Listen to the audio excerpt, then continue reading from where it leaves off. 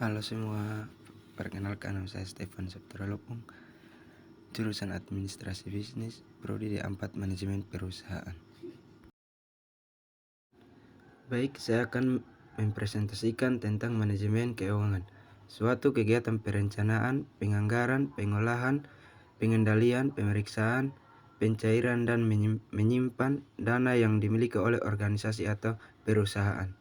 Aktivitas manajemen perusahaan untuk memperoleh sumber modal yang semurah-murahnya dan menggunakannya seefektif, seefisien, seproduktif untuk menghasilkan laba.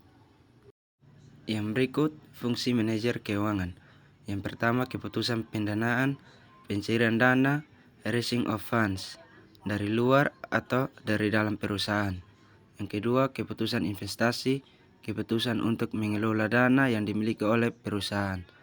Yang ketiga, kebijakan dividen, keputusan manajer keuangan dalam menentukan besarnya proporsi laba yang akan dibagikan kepada pemegang saham. Tujuan manajemen keuangan, pendekatan keuntungan dan risiko.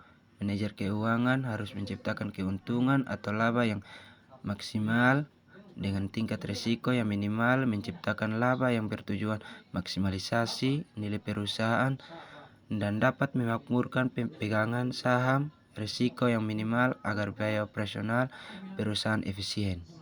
Pendekatan likuiditas, profitabilitas. Manajer keuangan menjaga kesediaan uang kas untuk memenuhi kewajiban finansial dengan segera dan berusaha agar memperoleh laba perusahaan terutama untuk jangka panjang. Pentingnya manajemen keuangan. Dengan manajemen keuangan, perusahaan dapat melakukan beberapa keputusan dengan tepat seperti keputusan pendanaan, investasi, dan kebijakan dividen. Baik, yang terakhir, ruang lingkup manajemen keuangan.